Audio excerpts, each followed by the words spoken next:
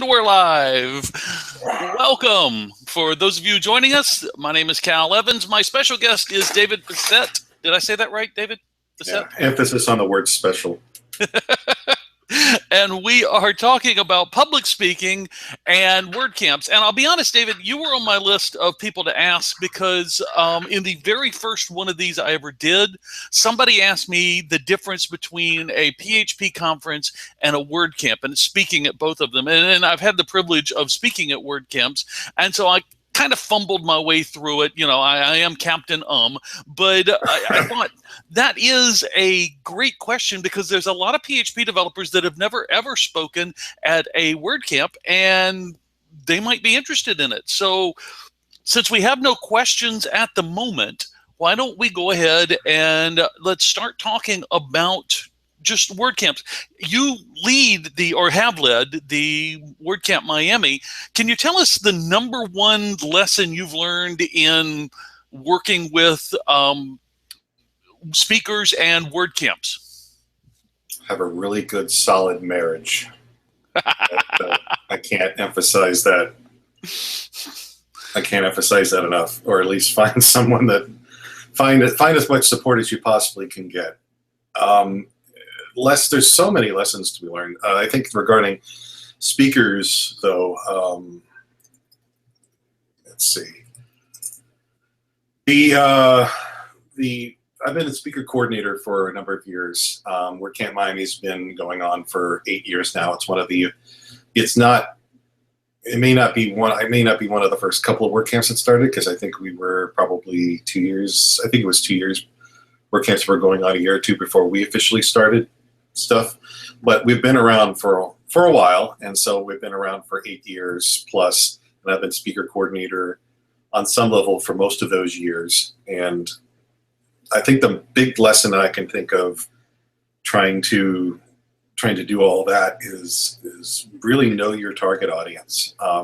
WordCamps, you brought up PHP conferences, so I guess we'll get to that in a second, but just generally speaking, WordCamps are more or less local events. So, you know, your local audience for WordPress, for PHP, for coding, for anything might be different than someone else's local audience. So if you don't know, generally speaking, what your audience or what your community is looking for or what they need, and get their feedback properly, then you kind of need that feedback in order to solidly select your speaker lineup from things that are sent in. So, you know, if your community is more of a, if it's evenly split between beginner and developer, that, you know, that kind of makes things a little bit easier.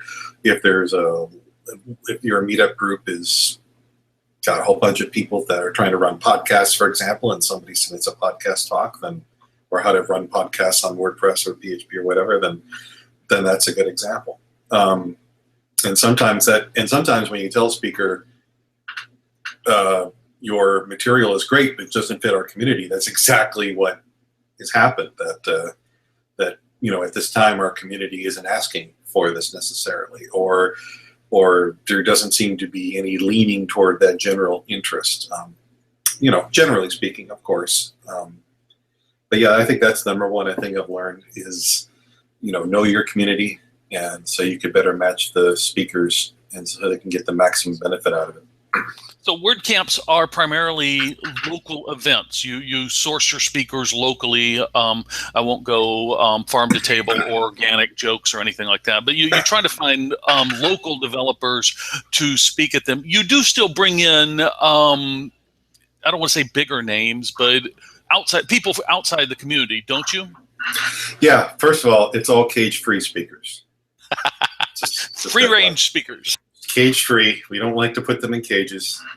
The cages they're in are their own design. That's a different story. I see I make a joke and I forget what the question was. Oh, remind me again, because, you know, another sip of coffee. You do bring in outside speakers. Oh, yes, definitely. Yeah, just because it's a local event doesn't mean WordCamps are restricted to local speakers only. I mean, they're encouraged to have the majority of. Miami has gone to such a size relative to how WordCamps are sized that we are kind of national or international destination. So we do get a lot of speakers that do apply. In fact, I think we had over 230 applications last year, which for a WordCamp is decent. I know for PHP conferences like Sunshine gets at least 100 more than that. But for a WordCamp, that's a decent size. And I'm not. To me, names are names. I don't really. I mean, I know some people consider, names more heard of than others, so they may be more of a lack of a better word, celebrity status. But there are some speakers that seem to fit very well with our audience, regardless of their speakers. We love to have those back.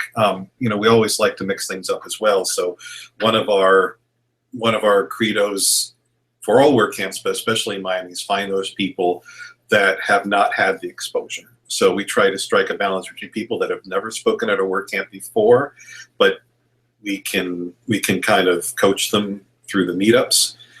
People that have been returning guests to WordCamps, people that the audience is already kind of familiar with.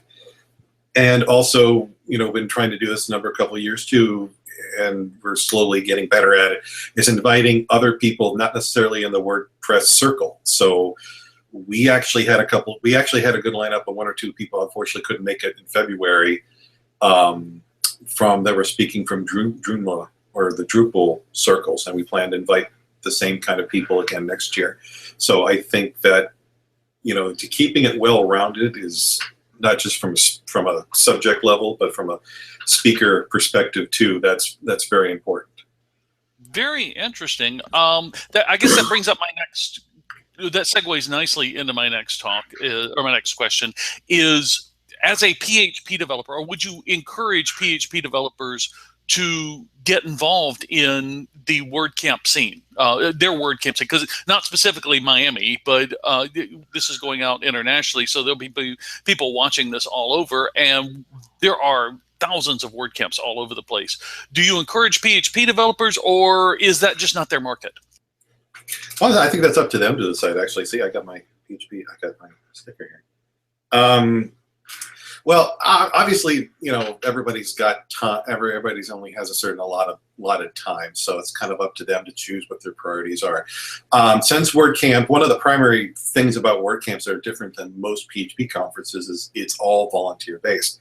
So speakers come down on their own dime. So that in and of itself can prevent people from coming from out of town. So PHP developers should probably, if PHP developers are going to be encouraged to do it, they should probably look to their local community first. So if you go to wordcamp.org, they can see, or at least monitor and see, if there is a WordPress event or WordCamp coming to their city. And like you said, there's like one happening every week, and they're annual events for the most part. So, I think in most places in the US, relatively speaking, there's got to be one near you happening at some point. And if you do approach a WordCamp, they may not necessarily work. A lot of them are not necessarily looking for WordPress specific talks either. So you don't, even if you're a PHP developer and maybe you don't even completely like WordPress, you may not even. You may have some hangups about it. But if you have, I would hope that even if you're not using a piece of software or even a language or something like that, it's best to open your minds to go to a conference anyway. I would love to go to a .NET conference if it's convenient and I have the time, for example, and I don't do any .NET development. There's always something there at the conference. So if your mind is open, you want to attend a WordCamp, regardless if you use WordPress or not, you would still, as a PHP developer, have a lot of knowledge to impart. You have a story to tell, or you have some knowledge that applies to any general PHP developer. That could be unit testing, that could be fill in the blank there. So I think they should apply, if not for at least some exposure, and get to know their local community. But we're all part of a larger community. WordPress is part of the PHP community. Drupal's part of it. Joomla's part of it. A lot of So we're just kind of giving back to a larger community when we give these talks and share that information. Yeah. You talked about bringing in speakers from the outside. One of the things that I love about the Miami WordCamp is you've got such a deep talent pool that you don't really have to worry about that. I mean, you've got people like Patah Dunbar and Syed Balki and yourself and so many, many others that are, just great presenters. And I'll let them know that. Oh, I've told each of them that. As much as I love everybody that was at WordCamp Miami last year, back in February, the Syed Balki did 30 minutes, and I filled the little notebook. I love these little notebooks that you give out. I filled that notebook with just stuff from his talk, and I did not stop writing. And the problem was I could not stop and absorb what he was saying because it was drinking from the fire hose. He just said, "Here are some ideas." Boom, boom, boom, boom, boom. It's an awesome session. I think if we gave him 2 hours, he would go at that pace, and we'd have to have stretchers. Yeah, to wheel people out in. Well, that's just one of the, and that's an example of one of the, we count as local speakers really. Since we're at the tip end of Florida, we kind of count as local as anything within the state. Anybody who could drive a couple hours to us, they're local. And he's one of the he's been a big supporter of WordCamp Miami since day one. But Todd Dunbar, our lead coordinator last year, has been with us almost from the start as well. They're great people, and the organizers that we have and the volunteers that we have are just as valuable. They're worth their weight in gold. Yeah, and it's wonderful to have that deep bench. I consider myself local to the WordCamp Miami, although we now have a WordPress user group up here in Palm Beach. So within the next year or so, I might have a better or a closer WordCamp. It won't keep me from going down to Miami, but that will be my home WordCamp at that point. I'm getting, it's like a rash. And I'm very glad too to see that meetup. That's actually there has been a couple of attempts to start meetups in that area, and it's difficult because it's you're volunteering time, right? So I've got a meetup tomorrow that I'm like, oh boy, I've really I gotta pop the caffeine pills to get me through tomorrow. Sometimes their days are better than others, but I'm glad that area is actually really spread out. They actually came down to our meetup first. That's how I know they've got a good head on their shoulders. They came to our meetup in Broward County. First, they got tips. They were asking questions. So I'm really happy that group's taken off. They're doing very well, although I do question their judgment. I was their very first speaker in an organized event. Everybody makes mistakes. Everybody does, but I think they have survived that. And we've had one other meeting, but I missed that one, and we've got one coming up, I believe, next week. So I'm looking forward to going and seeing that one. You have a deep bench. And we've talked a little bit about the lessons that you've learned, but you also speak at WordCamps too, right? When the blackmail is sufficient. What you have some experience in speaking. Tell me what is different about a WordCamp from a speaker point of view? Different from like a PHP conference, or just different? Different from a PHP conference, a user group, anything, any other speaking event where you're presenting a technical content. PHP conference would be the most recognizable one for our audience. Yeah. So I've spoken at I've spoken at non-WordCamp technical conferences before,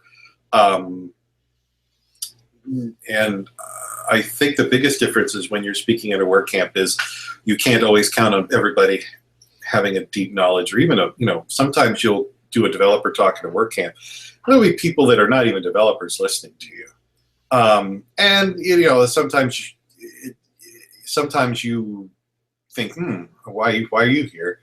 Until you realize, well, everybody's welcome to learn about anything they want, and sometimes people are just sitting there so they can go back and tell their developers something, or at least understand something from a high level. So I think one of the things at the WordCamps, I think you have a greater chance of finding people that are just brand new to whatever it is you're talking about, and you kind of roll and roll with it. So don't always make assumptions that not everybody in the audience knows what you're talking about. Try to keep things as as concise as possible. I mean, most talks are 30 minutes, give or take. So, you know, it's the best speakers that I've heard are very relatable, like Chris Lemma, or they stick to, you know, a specific topic and kind of nail it home. And the great thing about WordCamps is there's not everybody does this even today, but a lot of the WordCamps really focus on they focus a lot on the user experience too, unless it's a very specific developer-based conference. So they have these places called happiness bars. So the happiness bar is typically happiness bar is a place where a user would go and ask questions about WordPress sites, and there's people there volunteering to help them out. But at Miami, we've encouraged kind of even the developers to, like, after their talks, you know, so we can get the new person in and carefully, like, let that speaker go and not have them linger around. We take them to these happiness bars right after their talks, and that way they can address questions one-on-one, because that's a big reason why a lot of people go to WordCamps. It's that one-on-one interaction, and the speakers get the happiness bar and provide that to the people, so they don't have to, use up other people's time or ask those real weird questions, you know, at the end of talks. Hi, I've got a question that only applies to me and no one else, and I also like to make a statement in addition to the question. And like, okay, hey, well, you know, hey, that's great. Why don't we take that to the happiness bar and focus on that happiness part? You know? Yeah, when my very first WordCamp that I ever went to, I believe, was WordCamp Nashville, and I did not understand what the happiness bar was, and quite honestly, it really confused me. I'm like, why would you have this? By the time I got around to WordCamp Orlando, which I was speaking at a couple years ago, I would finish my talk and then I'd go hang out in the happiness bar. I actually got to help somebody with a theming problem they have. I'm not a themer, but they had a PHP issue with their theme, and I was like, well, okay. And, you know, the standard debugging stuff a developer does, throw a var dump and die in there until you find out what the problem was. And in like 5 minutes, we were able to isolate the problem they were having. And it was really thrilling. So I make it a point now, at almost every WordCamp I go to, I try to spend some time in the happiness bar. And I wish PHP conferences would adopt this. Not that PHP conferences are going to have people walking in asking basic questions, but there is a real need to share information and help each other. And this gives an organized way for us to help each other. Yeah, if it doesn't, you know, just because you're calling it like a rip-off name from Apple's Genius Bar doesn't necessarily mean you have to. You're not going in there with Fisher-Price toys and Legos necessarily. I mean, it originally was designed for people with their, you know, because developers know where to look for help. Developers can do research, or at least they have the time to. Your average user does not. So obviously, happiness bars is that perfect opportunity where people can come in with questions and talk to people that hopefully know what they're talking about. And Miami's happiness bar is continuously full. And like I said, you get the speakers coming in too right after their talk, so that's a chance to get them as well. But there is no reason why that model can't be adapted more or less to much more deeper. And in Miami too, like, you know, we've expanded our developer, you know, WordCamps get that reputation sometimes, if you haven't been to one, like it's purely for beginners or users or marketers. And, you know, a lot of that is true, but I think some of the WordCamps, I think it's personally, especially in Miami, where we dedicated a full track for a full day just on JavaScript. Wow. Last time it was Learn JavaScript. I think it was on Sunday or something along those lines. So we were talking about React, Angular, whole bunch of things. You got to talk to the speakers one-on-one. People were writing React apps together in one room. And it's great because none of that really was directly involved with WordPress necessarily. So we are, you know, Miami's at least, and a few other camps too, are expanding on that. But they're getting more. Some of the WordCamps now are getting much more advanced and much more technical at the same time. So those are the opportunities where people can, you know, the more seasoned developers can jump in there. And like I said, maybe they're not even WordPress specific. Maybe they're more JavaScript or PHP specific. Mm-hmm. In fact, there is a conference that's not mine, so I can't even say I'm plugging myself. But there is a conference coming to Fort Lauderdale in October called LoopConf, and I think it's loopconf.com. It is a developer-specific conference for WordPress, very deep. So if anybody is interested in that area, they can check that out. I am hoping to attend LoopConf. They were out in Vegas last year, and I saw them, and I got very excited, but I just couldn't make it out to Vegas. Now they're in Fort Lauderdale, which is an hour down the road from me, so I got no excuse at this point. Yeah, I'm very excited. They've got a great lineup, including, I believe, my good friend Mr. Ed Finkler is going to be there talking, doing his mental health talk, which is very forward-thinking of them. But yeah, I'm excited because that's my people. I've been doing WordPress since, I think I've been using it since 2005. I look back at the beginning of my blog, and unless you're just really looking to embarrass yourself, don't ever look to the beginning of your blog. And I think I posted the first blog post in like 2005. So I've been using WordPress since about 2005 and thoroughly enjoy it. I have 6 or 7 sites now that I run on WordPress. Not all of them blogs. We run the CFP report, and a lot of people don't know this, but we run the CFPreport.com, the CFPreport.com, and it's for calls for papers. And I got to thinking about what it would take to build this, and I said, well, I need a user management system, and then I need a way to enter these and store these, and then I'm going to need a way to mail them out. And it turns out WordPress handled those first 2 beautifully. All I had to do was I wrote about 300 lines of code and a MailChimp or a Mandrill theme, and I'm done. I don't have to worry about user management or anything like that. And there's no blog involved in the CFP report. It's just, we use it for the user management system. And the more that I talk to people about that, the more I find people going, oh, well, yeah, I'm using it for this, and I use it for this purpose. It's becoming a Swiss Army knife. Yeah, and I think speakers. I know we're generally talking about speakers. I think they have very similar experiences. The thing that I think WordCamps need the most is, there is a WordPress bubble. There's bubbles everywhere, really. I think. So it's not really much of a shocker. I think the best thing we can do we talk a lot about the community. There's the WordPress community, there's the PHP community, there's this, that community. Well, not to get all lovey-dovey, but we're all part of, the human race as a community too. So, and we obviously have our different opinions of different things. It's amazing how much we can divide ourselves because, there's PHP community. Then we can divide ourselves by what CMS or what framework we use. And then within that, it's like or like in WordPress, it's like how do you use WordPress and what frameworks do you use within WordPress? And then you can even go down to a specific framework and you can see people divided amongst themselves of how they use a framework. So there's all these divisions. But I think what WordCamps need the most right now is diversity.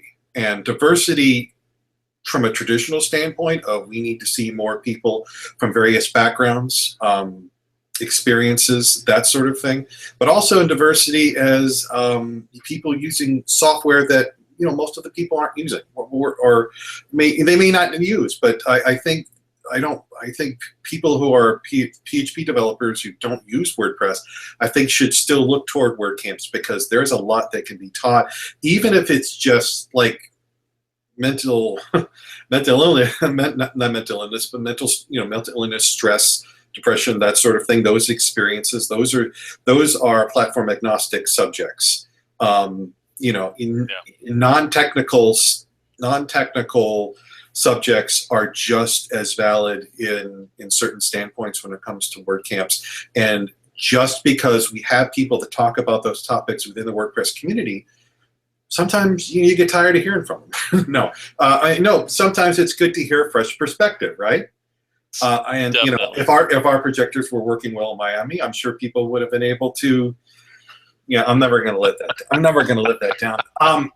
No, but one of the reasons why we love seeing you at WordCamp Miami, why we love seeing Adam and other people too. Obviously, it's kind of hard to grab everyone every year because we're like I said, we get hundreds of applications, and you do want to balance things. But we value that outside voice. And sometimes it's maybe people assume, oh, they don't want to listen to us, or they've got their own thing going on, they're nuts.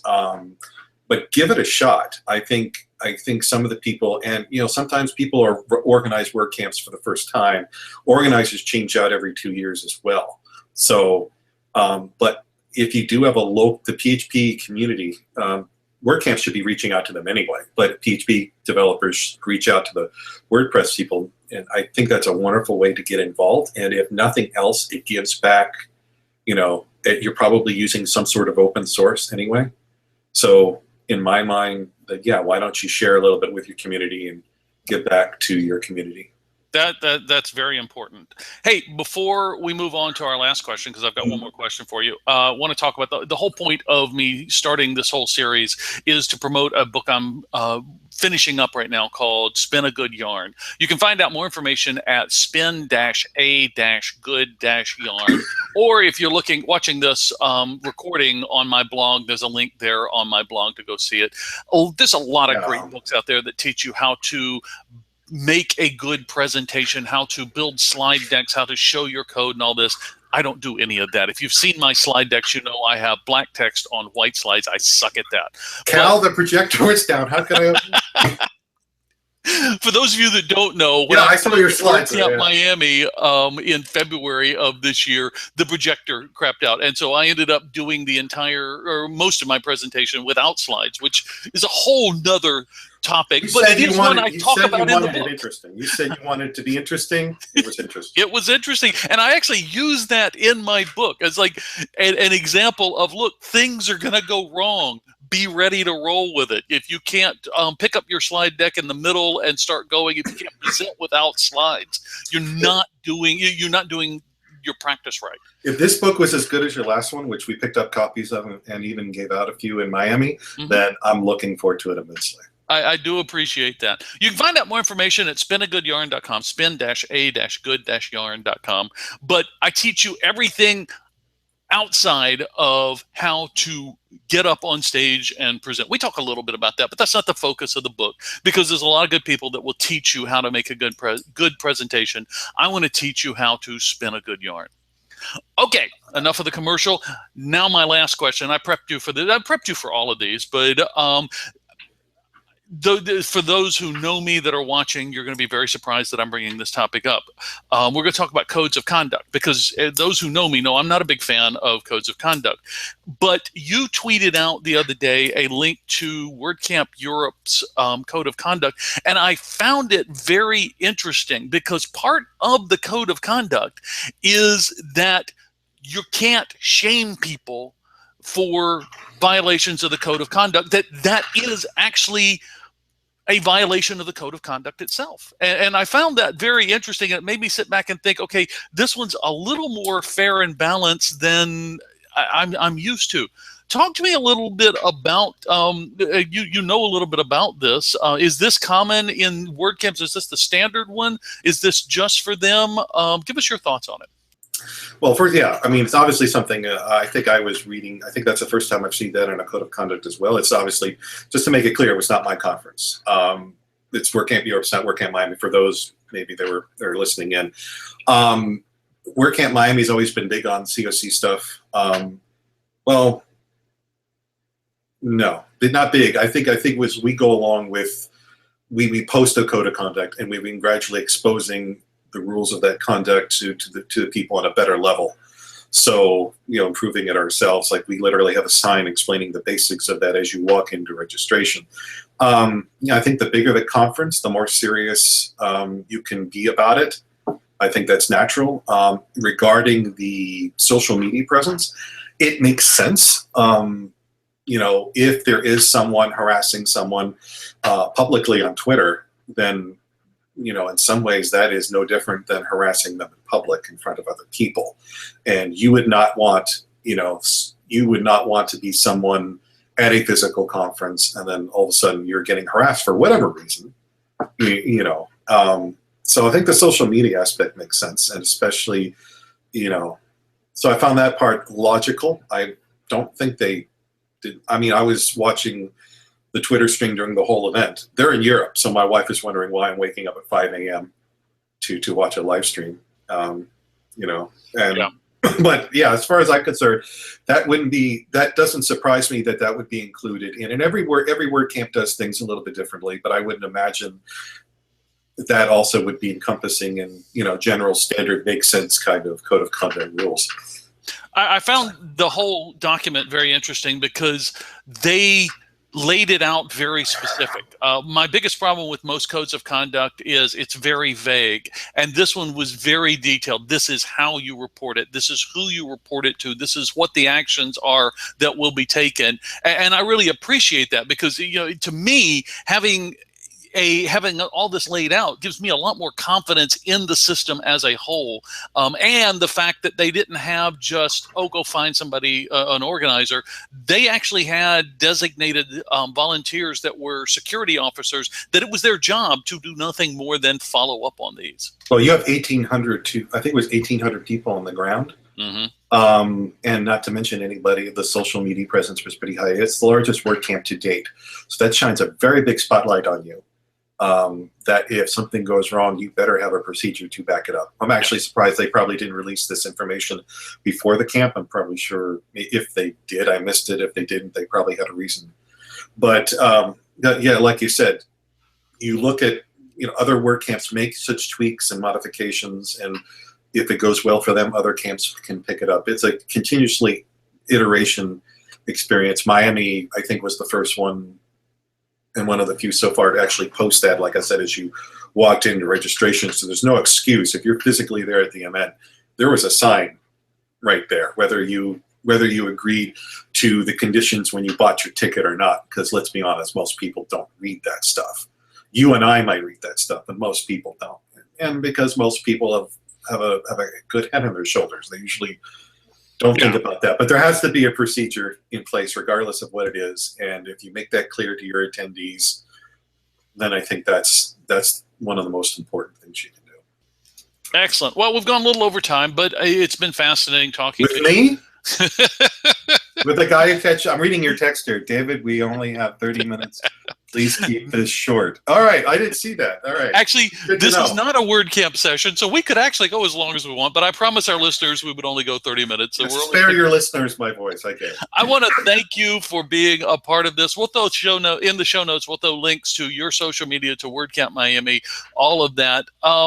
You were a last minute replacement because I had another speaker just could not make it, and so I think you agreed to this on Monday. So I want to thank you for taking the time and just giving a fascinating conversation. And like I said, we'll throw links in the show notes to WordCamp Miami if you're in the area. That is one of the great camps. And if you're not in the area, well, hey, Miami in February, come on, how bad can it be? Yeah. Hey, that's our new motto, right on the tourist sign, right outside Miami. I don't even live outside Miami, so I live outside Miami, so that says something right there. Yep. Yeah, last minute replacement. My wife just said that's the best compliment I've gotten. Well, you were on my list. You were just a little farther down on the list, but you stepped up, and I really do appreciate it. If I had a nickel. All right. Well, thank you very much, Cal.